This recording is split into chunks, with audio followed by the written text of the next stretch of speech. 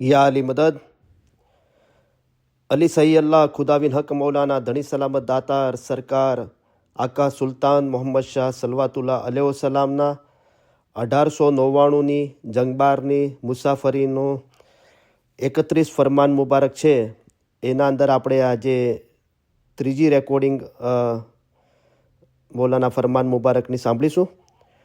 તો કલામે ઇમામ મુબીન ભાગ પહેલો, ખુદાવિન હજરત ઇમામ આકા સુલતાન મોહમ્મદ શાહના ફરમાન મુબારક નંબર 37, 38, 39, 40. એ ફરમાન મુબારક આજે આપણે આ રેકોર્ડિંગમાં સાંભળીશું. અલ્લાહ મીરા સલવાત પઢો. અલ્લાહુમ્મા સલ્લી અલા મુહમ્મદન વ આલી મુહમ્મદ. અલી સહી અલ્લાહ ખુદાવિન હક મૌલાના ધણી સલામત દાતાર સરકાર આકા સુલતાન મોહમ્મદ શાહ ઇમામે ફરમાવ્યું. કલામે ઇમામે મુબીન ભાગ પહેલો, ખુદાવિન હજરત ઇમામ આકા સુલતાન મોહમ્મદ શાહના ફરમાન મુબારક 37મું, જંગબાર તારીખ 29/7/1899. અલી સહી અલ્લાહ ખુદાવિન હક મૌલાના ધણી સલામત દાતાર સરકાર આકા સુલતાન મોહમ્મદ શાહ ઇમામે ફરમાવ્યું. મોટા કાંગવાવાળાઓ તકબ્બુરી કરે અને બીજાઓને હલકા ગણે તે ઘણું ખરાબ છે. અમને સઘળા મુરીદો સરખા છે. જે બાઈઓ પોતાના ધણીના હક રાખશે તેમની જ ઇબાદત કબૂલ થશે. જે ધણીના હક નહીં રાખે તેની ઇબાદત કબૂલ નહીં થશે. પોતાનો ધણી બહાર જવાની રજા આપે તો જવું, રજા ન આપે તો ન જવું. ધણીના હક રાખ્યા ઉપરાંત મા બાપ સાસરિયાના હક રાખવા, જૂઠું ન બોલવું, ગુર પીરના ફરમાન ઉપર ચાલવું, કોઈની નિંદા ન કરવી, કોઈના ઉપર જૂઠી આળ ન ચડાવવી, કાળ ક્રોધને વશ કરવો, ફરમાન તથા જ્ઞાનના વચનો સાંભળી તે મુજબ ચાલવું, પરાયા પુરુષને ભાઈ તથા બાપ માફક સમજવો, હાજર ઇમામની શનાખત રાખવી, સદગુર મુખે દસોંદ આપવી. આવી રીતે ચાલશો તો તમારા દિલમાં રોશની પેદા થશે અને તમે દીદાર જોઈ શકશો. બાઈઓએ પોતાના મા બાપને ઘરે જવું હોય ત્યારે પણ ધણીની રજા લઈને જવું. ધણી ના પાડે તો નહીં જવું. જમાતખાને જવું તેમાં પણ ધણીની રજા લેવી. રોજ રજા નહીં આપે તો 4 દિવસે આપશે. વળી 4 દિવસે રજા નહીં આપશે તો 8 દિવસે આપશે. 8 દિવસે નહીં આપશે તો 15 દિવસે આપશે. 15 દિવસે નહીં આપશે તો મહિને દિવસે જરૂર રજા આપશે. રજા વગર જવું નહીં. રજા વગર જવામાં સારું નથી. ફરમાન મુબારક 38મું, જંગબાર તારીખ 30/7/1899. પંજે ભાઈઓએ ધર્મ ક્રિયામાં સાબિત રહેવું. તમે જ્ઞાન શીખો અને એકબીજાને શીખવો. તમે જ્ઞાન પડો, તેના અર્થ સમજશો તો ફાયદો થશે. જો અર્થ નહીં સમજો તો કાંઈ ફાયદો નથી. જ્ઞાન વાંચવા અને અર્થ નહીં સમજવા એ તો ગધેડા કૂતરા ભૂકે છે તે પ્રમાણે થયું. માટે તમે જ્ઞાન વાંચો અને તેના ભેદ સમજો. તમે હિન્દુ હતા ત્યારે વખતને અનુસાર આસ્તે આસ્તે તમોને સમજણ આપવામાં આવી. જો તરત તે વખતે કહેવામાં આવતે કે મુસલમાન થાઓ તો તમે કબૂલ નહીં કરત, પણ આસ્તે આસ્તે સમજાવીને તમને મુસલમાન કરવામાં આવ્યા. તમને જે જ્ઞાનો આપ્યા છે તે સમજીને પડવા જોઈએ અને એકબીજાને શીખવવા જોઈએ. જે ઇમામનો વારો હોય તેના ફરમાન ઉપર ચાલશો તો તમને ફાયદો થશે. અસલમાં તૌરેત, ઇન્જીલ, ઝબૂર, ફુરકાન એ સર્વે કિતાબો જુદી જુદી કોમો ઉપર જુદે જુદે વખતે નાઝિલ થઈ હતી. તે સર્વે સત્ય હતી. કુરાને શરીફ પણ સત્ય હતું, પરંતુ ખલીફા ઉસ્માનના વખતમાં તેમાં ફેરફાર કરી નાખવામાં આવ્યો છે. આગળના બોલો પાછળ અને પાછળના બોલો આગળ રાખવામાં આવ્યા છે. આ બાબતનો સર્વે ખુલાસો અમારી પાસે છે. તમે અમને પૂછશો તો અમે તેનો ખુલાસો તમને દેખાડશું. તમને જ્ઞાનની માયનામાં સમજણ પડતી ન હોય તો અમને પૂછો, અમે તમને ખુલાસો સમજાવશું. અમે અંતરે આવ્યા છીએ તે તમારો સુધારો કરવા અને તમારા જીવનો છુટકારો કરવા આવ્યા છીએ. તમે એકબીજાને મદદ કરો, એકબીજાને ચાહો અને એકબીજાની ખિદમત કરો. તેમાં તમને ઘણો ફાયદો છે.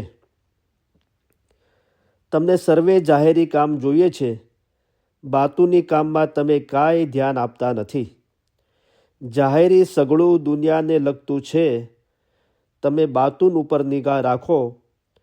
જો તમે બાતુનને જોશો તો જ તમારા કામ થશે. જ્યારે કુરાને શરીફ નાજિલ થયું ત્યારે અરબ લોક હતા. આ વાતને 1300 વર્ષ થઈ ગયા છે. તમને 700 વર્ષ ઉપર જ્ઞાન આપવામાં આવ્યા છે. તે બરાબર સમજીને વાંચજો. જ્ઞાનની 4 તરેની માયના થાય છે. તે બરાબર સમજીને વાંચજો. તમને કોઈ ઠેકાણે સમજણ ન પડે તો અમારી પાસે આવીને અમને પૂછશો, અમે તેનો ખુલાસો કરી આપશું. તમને કોઈ ઠેકાણે સમજણ ન પડે તો અમારી પાસે આવીને અમને પૂછજો, અમે તેનો ખુલાસો કરી આપશું. જ્ઞાન પડે છે અને સમજતો નથી, તેને કાંઈ પણ ફાયદો નથી. સ્વાહિલી લોકોને તમે ગુજરાતી કિતાબ પઢીને સંભળાવો તો તે શું સમજી શકે? અરબી ભાષા તમે જાણતા નથી અને કુરાને શરીફ વાંચો તો તમે શું સમજો? તમે એકનું બીજું સમજી બેસશો. જેઓની જે ભાષા છે તેઓને અમે તેઓની ભાષામાં જ ઇલમ આપેલું છે. પંજે ભાઈઓએ હંમેશા જાગરણ વખતે હાજર થવું જોઈએ. અમે તમારા સારા કામો કરવા માટે અહીં આવ્યા છીએ. કપ્તાન તથા માલમ આગ બોટને દરિયામાં ચલાવે છે.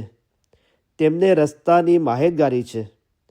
તેઓ જાણે છે કે અહીંયા પાણી થોડું છે, અહીંયા પથરા છે, અહીંયા ડુંગરા છે, અહીંયા રેતી છે, અહીંયા પાણી જાજુ છે, અહીંયા રસ્તો સાફ છે, અહીંયાથી 40 તો પાર ઉતરીશ. આ પ્રમાણે ઇમામ છે. તેને દિનના રસ્તાની સઘળી માહિતગારી છે. અમે તમને સહેલે રસ્તે પાર ઉતારવા માટે આવ્યા છીએ. અમે અહીં આવ્યા છીએ તે તમારા દિલને પથ્થર જેવા કઠણ કરવાને આવ્યા નથી, પણ તમારા દિલને નરમ તથા ચોખ્ખા કરવાને આવ્યા છીએ. તમે મગજનો ત્યાગ કરો છો અને છીલટા ખાઓ છો. તમે છીલટા ન ખાઓ, મગજ ખાઓ. ખલીફા ઉસ્માનના સમયમાં કુરાને શરીફમાંથી કેટલોક ભાગ કાઢી નાખવામાં આવ્યો છે અને કેટલોક ભાગ ઉમેરી દેવામાં આવ્યો છે. ઇમામ પાસે હર વખતે એક ચીજ નવી હોય છે. તે અત્રે જાહેર કરવાની નથી, પછી કહેવામાં આવશે. અમારું કામ કરવામાં જે ફાયદો છે તેના કરતાં પંજે ભાઈઓનું કામ કરવામાં વધારે ફાયદો છે. મોમનનું કામ કરે છે તે જાણે અમારું કામ કરે છે, તેને ઘણો ફાયદો છે. ફરમાન મુબારક 39મું, જંગબાર તારીખ 20/8/1899. અલ્હમ્દુલિલ્લાહ, તમે બધા મોમન છો. તમારું ઈમાન સલામત ન હોય અને ફરમાન ઉપર ચાલો તેમાં ફાયદો નથી. હજારો તરેના કરજ તમારા ઉપર છે. માણસ જન્મે છે ત્યારથી જ કરજ લઈને આવે છે. તમે ખુદાવંદ તાલા પાસે કબૂલ થયા છો, માટે લાજમ છે કે તમારું કરજ અદા કરો.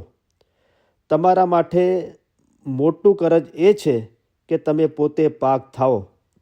તમે મોમન હો, પણ થોડી કસર હોય તે કામ ન આવે. જો બાઈઓ બદનજર કરે, કોઈની ગીબત કરે અથવા સાંભળે તો તેમની બંદગી કામ નહીં આવશે. બાઈઓની ફરજ છે કે પોતાનો જુસ્સો પાક રાખે. પોતાના મરદ સિવાય બધાને પોતાના ભાઈ તથા બાપ સમાન સમજે. છાંટો કાંકણ કરે ને નજર પાક ન હોય તો કાંઈ પણ કામ આવે નહીં. ઈમાન સાથે છાંટો નંખાવે તે છાંટો છે. અગર પાક ન હોય તો તે પાણી પરસ છે. ગુનાહ થઈ જાય તો ખુદાવંદ તાલાની પાસે તોબા માગવી. બાઈઓની ફરજ છે કે પોતાના મરદના હુકમ ઉપર ચાલે. બાઈઓની ફરજ છે કે શૈતાનને પોતાથી દૂર રાખે. શૈતાન બહારથી આવતો નથી, દિલમાં શૈતાન છે. તે બાઈઓની સુરતમાં બાઈઓ પાસે આવે છે. તે જાહેરમાં તો માણસ છે અને ઈમાન લઈ જાય છે. તમારો દિન પુલ સરાજ છે. જો માણસ આ બાજુ કે પેલી બાજુ ખસે તો પડી જાય છે. રસ્તો સીધો લઈને બરાબર ચાલ્યો જશે તે પાર ઉતરશે. જો તમે તમારો દિન સંભાળશો તો શૈતાન તમને છેતરી શકશે નહીં.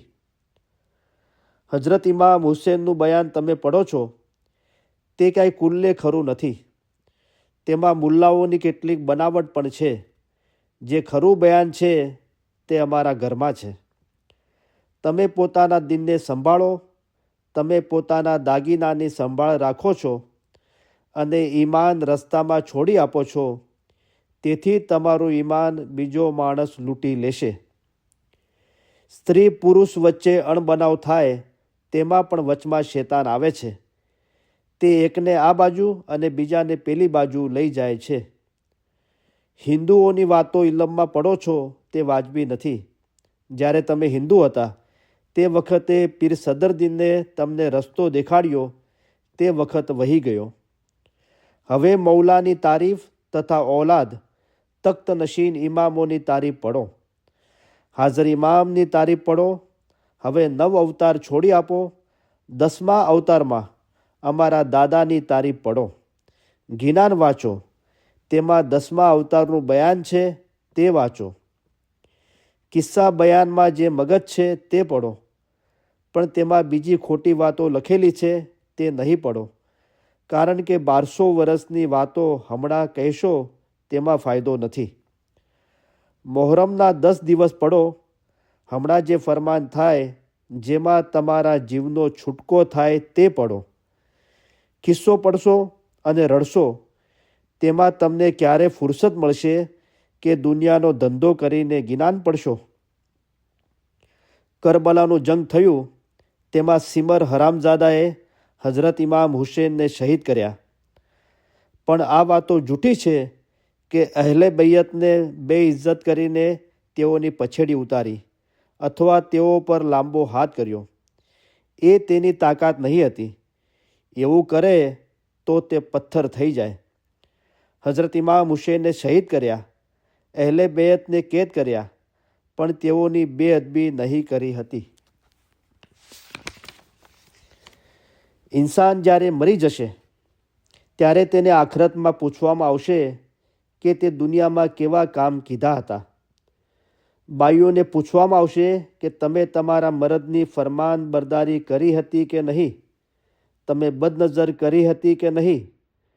જો આ બાબતોમાં કસૂર હશે તો તેઓને જહન્નમની આગમાં બાળવામાં આવશે. ઘણી બાઈઓ પોતાના મોં ઉપર બુરખા નાખે છે. તે ઠીક નથી. પણ ઘટારત છે કે પોતાના દિલની લગામ ઘણી મજબૂતાઈથી હાથમાં રાખે.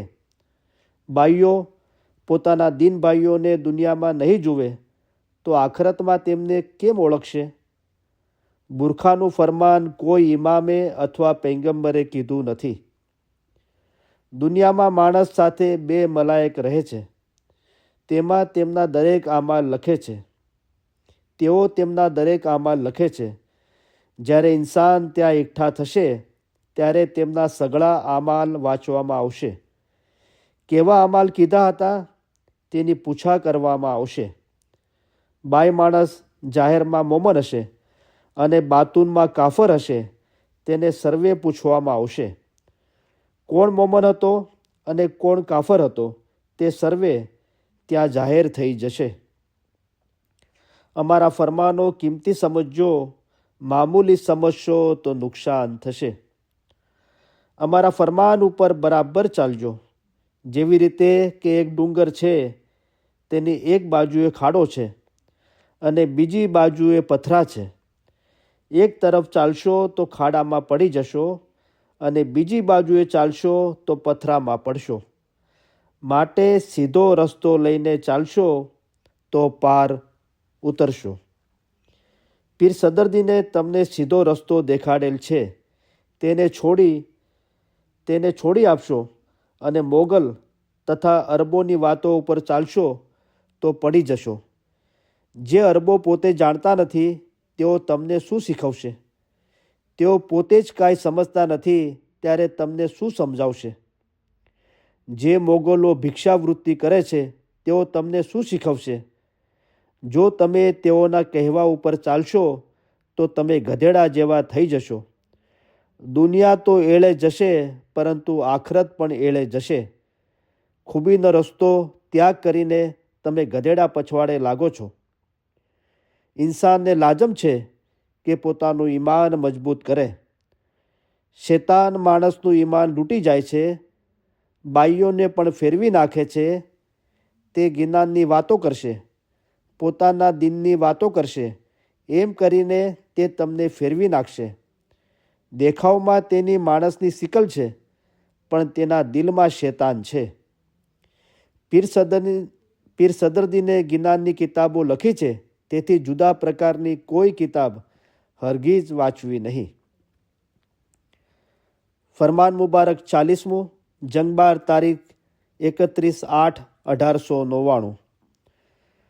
હજરત રસૂલ કરીમ દુનિયામાં પધાર્યા અને દુનિયામાં મુસલમાની ફેલાવતા હતા ત્યારે ફક્ત એકલા મુસલમાનો માટે જ તેઓ આવ્યા નહોતા. રસૂલે પેરવી ફરમાવી હોય તે ઉપર ચાલવું જોઈએ. રસૂલે ફરમાવ્યું હોય કે આ કામ કરવું તે તમે ન કરો અને રસૂલે મના ફરમાવેલા કામ તમે કરો ત્યારે આખરતમાં શું જવાબ આપશો? દુનિયામાં માણસ ઘણું તો 100 વર્ષ જીવશે. જુવાન અથવા બુઢા સર્વેને મરવાનું છે. ત્યારબાદ કયામત છે. કયામતમાં 1 કલાક 1000 વર્ષ જેવડી લાગશે. ત્યારે તમે શું કરશો અને શું જવાબ આપશો? દુનિયામાં એવી રીતે ચાલો અને એવા કામ કરો કે કયામતમાં કાળું મોઢું લઈને નહીં જાઓ. દુનિયામાં ગમગીની લાવે એવી ચીજ ઇન્સાને નહીં ખાવી જોઈએ. માણસ ખુશીથી અફીણ ખાય છે અને પોતાનું શરીર બગાડે છે. તમારામાંથી ઘણા જણ વાજિંત્રમાં ખુશી માને છે અને ગાવા બજાવવામાં જિંદગી વેડફી નાખે છે. તે સારું નથી, હરામ છે. રસ્તામાંથી વાજુ વાગતું નીકળે તે સંભળાઈ જાય તેને માટે અડચણ નથી, પણ ખાસ કરીને જોવા સાંભળવા નહીં જવું જોઈએ. હજરત મુસાની શરામાં વાજુ શરાબ માફક હરામ છે. જુવાનીમાં ઘણા માણસો અફીણ ખાય છે, તેથી તેઓનું શરીર સુકાઈ જાય છે. અફીણના નશાથી 2 કલાક 5 કલાક ખુશી લાગે છે પણ હરામ છે, કારણ કે પૈગંબરે તેને હરામ કીધું છે. દીને ઇસ્લામમાં તે હરામ છે. તમે વિચાર કરો, રસૂલ કરીમે શું ફરમાવ્યું છે તે ઉપર ચાલો. દુનિયામાં જે માણસ જના કરે છે તે હરામ છે. પૈગંબરના વખતમાં એવા શખ્સને પહેલી વખત મારવામાં આવતો હતો, બીજી વખત સખત સજા કરવામાં આવતી હતી અને ત્રીજી વખત જીવ ઠાર મારી નાખવામાં આવતો હતો. પૈગંબરના વખતમાં આ પ્રમાણે ચાલતું હતું.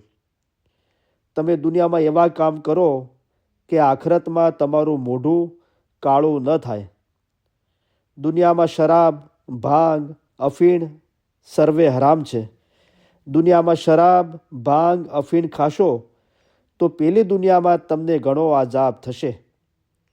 પણ જો ડૉક્ટર કે હકીમ દવા તરીકે થોડું ખાવા કહે તો તેના કહ્યા માફક ખાવામાં અડચણ નથી, પણ હકીમ કે ડૉક્ટરના હુકમ વગર ખાશો તો આખરતમાં સખત પૂછાણું લેવામાં આવશે.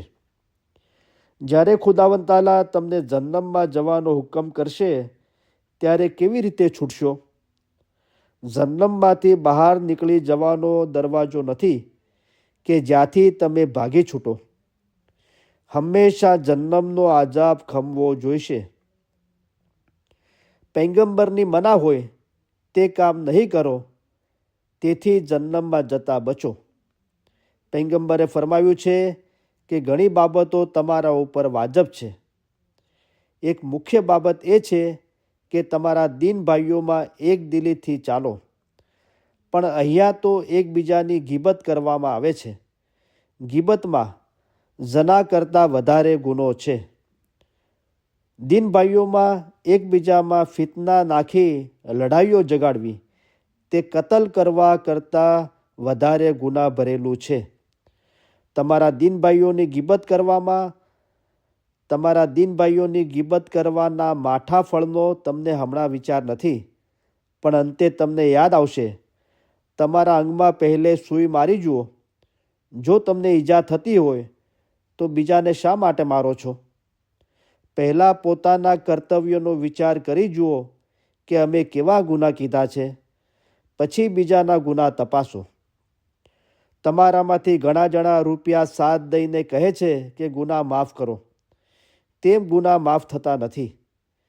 ભૂલમાં માલે વાજબાત ખવાઈ ગયો હોય તે છાંટા નાખવાથી માફ થાય, પરંતુ મોમનના ગુના કરશો તે માફ નહીં થાય.